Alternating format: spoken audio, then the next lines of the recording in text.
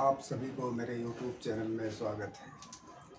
जैसा कि इससे पहले क्लास में हम लोगों ने मौर्य साम्राज्य के विषय में चर्चा किए हैं और मैंने ये बताया था कि जो भी मौर्य साम्राज्य के छूटे हुए पार्ट को फिर हम दूसरे क्लास में उसको पूरा करने जा रहे हैं। आज हम मौर्य साम्राज्य के बाद जो उसके उत्तराधिकारी बने थे बिंदुसार, उसके विषय में भी आज हम चर्चा करेंगे और मौर्य साम्राज्य के चंद्रगुप्त मौर्य के विषय में और आगे कुछ जानते हैं। इससे पहले कि जो भी न्यू व्यूअर्स मेरे वीडियो को देख रहे हैं जहाँ कहीं से भी, वो मेरे यूट्यूब चैनल को सब्सक्राइब करें, लाइक करें और ज़्यादा से ज़्यादा शेयर करें और कमेंट्स करें। चलिए आगे हम लोग देखते हैं। मौर्य साम्राज्य। चंद्रगुप्त मौर्य ने जैनी गुरु भद्रबाहु से जैन धर्म की दीक्षा ली थी। क्वेश्चन पूछा जाता है कि चंद्रगुप्त मौर्य ने किस धर्म की दीक्षा ली थी। तो चंद्रगुप्त मौर्य ने जैन धर्म की दीक्षा जैन गुरु भद्रबाहु से ली थी। मेगास्थनीज सेल्यूकस निकेटर का राजदूत था जो चंद्रगुप्त के दरबार में रहता था। मेगास्थनीज द्वारा लिखी गई पुस्तक इंडिका है। दोस्तों, अधिकतर ये क्वेश्चन पूछा जाता है कि मेगास्थनीज द्वारा लिखी गई पुस्तक का नाम क्या है।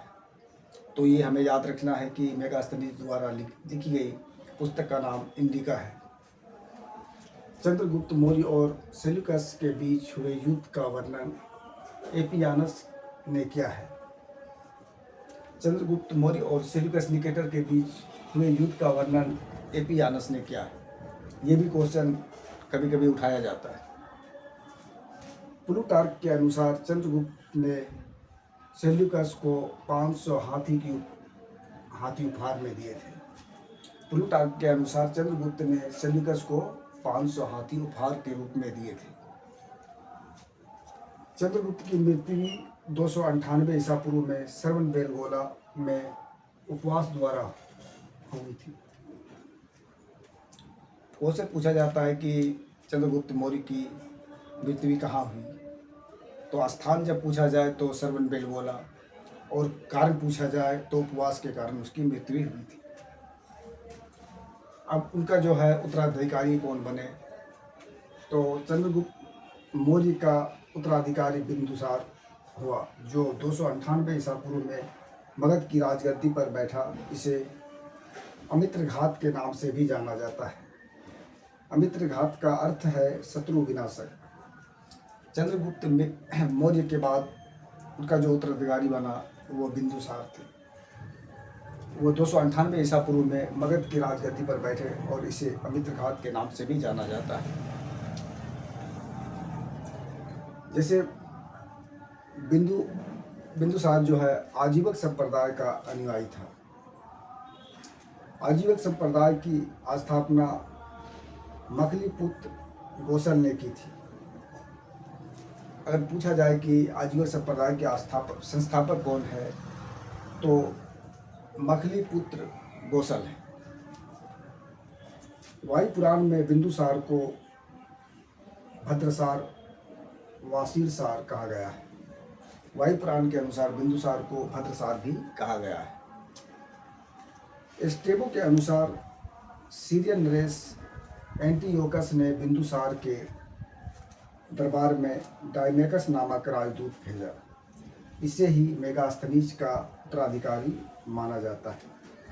कभी कभी पूछा जाता है क्वेश्चन कि स्टेबो ने, सीरियन नरेश एंटियोकस ने बिंदुसार के दरबार में राजदूत बना के किसे भेजा, तो वो बस याद रखना है, डायमेकस। जैन ग्रंथों में बिंदुसार को सिंहसेन कहा गया है। जैसे क्वेश्चन पूछा जाता है कि बिंदुसार को सिंहसेन किस ग्रंथ में कहा गया है, तो बस जैन ग्रंथों में सिंहसेन कहा गया है।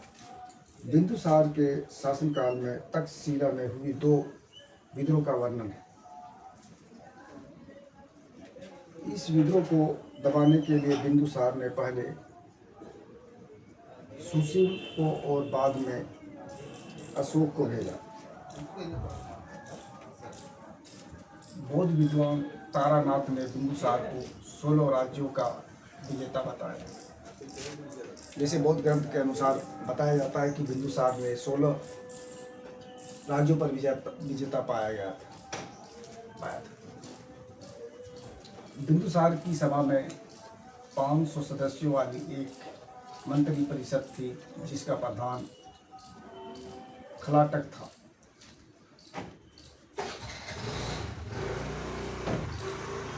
अशोक, बिंदुसार का उत्तराधिकारी अशोक महान हुआ था, जो 269 ईसा पूर्व में मगध की राजगद्दी पर बैठा। क्वेश्चन पूछा जाता है कि बिंदुसार का उत्तराधिकारी कौन था, तो अशोक महान था। अशोक की माता का नाम सुभद्रागी था। दिव्य वादन के अनुसार